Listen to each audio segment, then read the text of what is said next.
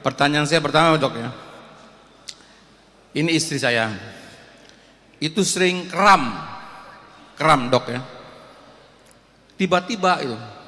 Tapi penyebab memang saya udah bilang penyebab awal karena kecapean kerja. Itu kramnya itu dari kaki dok, kaki naik ke atas gitu.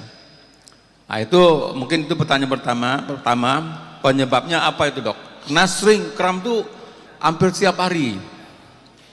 Itu dok ya. Pertanyaan kedua, dua aja nggak usah banyak, mesti banyak yang nanya dok ya. Pertanyaan kedua, tadi mengenai asam urat. Asam urat ini terlalu banyak orang yang menderita ini. Jadi dokter udah ngasih masukan bocoran itu orang banyak kan asam urat itu dikasih obat, nggak tahu saya namanya lupa lah, kasih itu. Ya dia saat itu ya hilang, tapi nanti sekian jam atau mungkin sekian hari datang lagi. Tadi dokter ngasih masukan itu penyebabnya itu adalah ginjal. Nah saya bertanya, tolong pencerahannya dok, yang baiknya itu ginjal itu diapain gitu. Tadi kalau melihat dokter memberikan suatu jawaban tadi apa namanya itu, kalau sakit ini dikasih apa, daun apa gitu. Kita langsung jawab ya Pak satu-satu. Istri Bapak sering kram. Sekarang saya mau tanya sama Bapak Ibu yang hadir di sini, kram itu penyakit atau bukan Pak? Nah, yes. Berarti Bapak menyimak luar biasa. Hah? Iya. Bapak menyimak. Kram itu bukan penyakit, itu adalah alarm tubuh. Berarti yang harus dicari tahu adalah penyebab. Jadi kalau Bapak tanya apa penyebabnya kram, saya balik tanya, Bapak ingin mendapatkan jawaban yang tepat atau kira-kira? Saya bukan Superman Pak. Saya bukan Superman. Tapi kan dokter kan punya ilmu, kalau kita kan nggak punya ilmu gitu. Ya, makanya saya tanya lagi, apakah ingin mendapatkan jawaban yang tepat atau kira-kira? Kalau kira-kira, takut obatnya kira-kira jadi salah. Bagaimana supaya itu jawabannya tepat? Medical check up holistic. Bisa dipahami enggak? Tadi kita cerita, ada pasien datang sakit pinggang. Dokter punya ilmu, dokter spesialis saraf punya ilmu. Pasti beliau berpikir, oh ini saraf kejepit. Ternyata setelah diperiksa, bukan saraf kejepit. Pindah lagi ke dokter ahli ginjal. Dokter ahli ginjal punya ilmu bahwa dokter ahli ginjal selalu berpikir bahwa ginjalnya rusak. Ternyata setelah diperiksa, ginjalnya baik-baik saja. Setelah diperiksa holistik, bukan saraf kejepit, bukan gangguan ginjal, tetapi gangguan yang ada di rahim. Begitu juga kram. Tetapi saya mau menyampaikan di sini pengalaman saya. Nah ini. Tetapi ini saja bisa salah ya Pak, karena ini masih kira-kira. Pengalaman itu 70% benar, tapi ada 30% salah. Penyebab sakit kram itu karena ketidakmampuan tubuh melakukan detoksifikasi, tingginya radikal bebas, asam laktat naik, mengganggu sistem saraf mikro dan pembuluh darah mikro. Jadi penyebab kram akibat tingginya radikal bebas yang mengganggu sistem saraf dan pembuluh darah akibat ketidakmampuan tubuh melakukan detoksifikasi. Kenapa terjadi pada orang tua? Ya karena pada usia tua itu organ ginjal, organ liver sudah mulai menurun fungsinya untuk melakukan detoksifikasi. Itu salah satu alarm yang muncul kalau di bagian saraf dan otot kram, asam laktatnya naik. Karena kelelahan, karena kurang istirahat, karena makanan yang tidak bagus, goreng-gorengan, kurang minum air putih. Lalu bagaimana pengobatannya? Kalau memang itu jawabannya ya harus rubah lifestyle-nya, gaya hidup yang salah, perbaiki dengan nutrisi, perbanyak makan buah-buahan, istirahat cukup minum air putih, olahraga secara teratur, karena otot yang tua itu kenapa?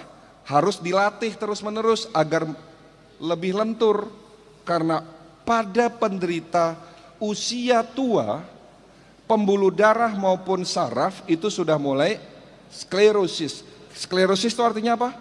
kaku. Itu Pak jawabannya. Tetapi bisa saja sakit kram itu penyebabnya adanya saraf kejepit. Kemarin ada pasien saya, kakinya itu sering kram. Ternyata penyebabnya karena saraf kejepit daerah lumbar 3, 4, dan 5. Ada lagi pasien datang kram. Setelah diperiksa, ternyata hanya kekurangan vitamin B1, B6, B12. Kemarin setelah acara manasik, di daerah, kalau tidak salah di daerah Bintaro ya. Setelah acara manasik, rombongan para jemaah datang ke klinik Pak. Medical check up. Dari 30 orang rombongan itu 5 orang pusing Pak. Pusing penyakit bukan? Bukan. Setelah kita periksa, pusing yang pertama ternyata gangguan mata. Ada selindris, saya suruh ke dokter mata. Saya suruh ke optik, pakai kacamata. Nanti saya kasih resep herbal yang dapat memperbaiki fungsi mata. Lalu pasien dengan pusing yang kedua, ada penyumbatan pembuluh darah di otak. Setelah tahu saya periksa dengan scanning tadi, ternyata ada sumbatan menyebabkan kekurangan oksigen, jadi pusing. Saya obati sumbatannya. Pusing yang ketiga ternyata gangguan gigi. Pusing yang keempat ternyata gangguan hormonal, ibu-ibu menjelang menopause. Pusing yang kelima ternyata gangguan pencernaan, asam lambung naik menyebabkan keasaman darah meningkat. Asam darah yang terlalu asam menyebabkan turunnya oksigenasi di darah menurun, otak kekurangan oksigen, pusing. Berarti yang diobati ususnya, lambungnya. Kalau yang gangguan mata, ya matanya diobati. Kalau giginya ya saya suruh ke dokter gigi. Kalau penyebabnya hormonnya, ya hormonnya saya obati. Kalau penyebabnya penyumbatan pembuluh darah di otak, ya itunya saya obati, pembuluh darahnya. Ada lagi yang keenam, ibu-ibu datang, dok saya pusing. Setelah diperiksa holistik, tidak ketemu penyakitnya, fisiknya baik. Apa katanya? Saya pusing kalau tanggal tua.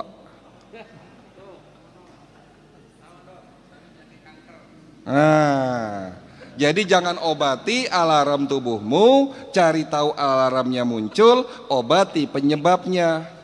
Itu butuh teknologi Pak. Kita tidak bisa kira-kira. Saya tidak mau kira-kira karena selama ini banyak dokter kira-kira, obatnya jadi kira-kira. Betul Pak? Jadi sembuhnya kira-kira ya? Ya sembuhnya jadi kira-kira. Jawaban kedua, pertanyaannya tadi? Asam urat. Kalau cerita asam urat panjang Pak dari hulu ke hilir. Bukan hanya cerita asam urat. Cerita sakit diabetes, cerita sakit jantung. Intinya semua penyakit berasal dari dua sumber. Secara fisik ya, kita bicara fisik dulu. Kita tidak bicara pikiran dan jiwa. Tubuh manusia terdiri dari 3 unsur. Body, mind, and soul. Kita bicara fisik dulu nih hari ini. Secara fisik ya, kata Nabi Muhammad, tidak ada tempat yang lebih buruk dari cucu anaknya Adam. Selain tidak ada tempat yang lebih buruk dari anaknya Adam. Ya ini kita lah. Kecuali di perutmu kata Nabi. Jadi kalau mau sehat, pastikan sistem pencernaannya sehat. Karena usus yang kotor menyebabkan radikal bebas naik, pembuluh darahnya kotor, pembuluh darahnya tersumbat, organ-organnya rusak, termasuk ginjal. Jadi kalau Bapak tanya bagaimana cara ngobatin ginjal, jangan fokus hanya di ginjal. Kemarin ada penelitian di Amerika, ada 100 orang yang radang sendi Pak, berarti sendinya sakit, osteoartritis, osteoporosis, rheumatoid arthritis. Setelah diperiksa ternyata 90 orang dari 100 orang itu bermasalah dengan ususnya. Setelah ususnya dibersihkan, 90 orang itu sembuh total, sakit osteoartritisnya sembuh. Artinya apa di sini?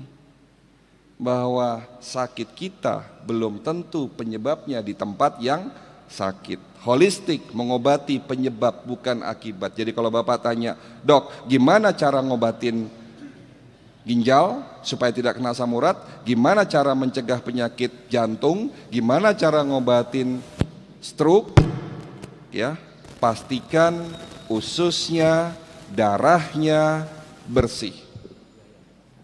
Gitu Pak. Makanya konsep holistik itu ada 3 Pak. 3 tahap pengobatan holistik, ada 3. Yang pertama apa? Detox. Apa yang didetox? Usus, darah, organ. Jadi ini terjadi 3 bulan. Jadi detox yang kita lakukan itu 3 bulan. Setelah detox apa? Defend, dikuatkan sistem imunnya. Setelah itu regenerasi sel. Itu adalah 3 tahap pengobatan holistik.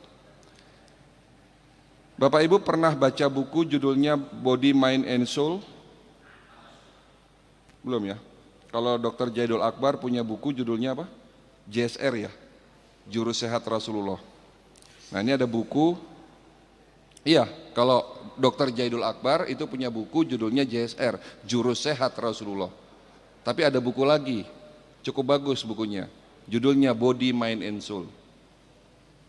Pengarangnya saya, penulisnya saya. Insya Allah nanti akan saya berikan gratis buat jemaah di sini.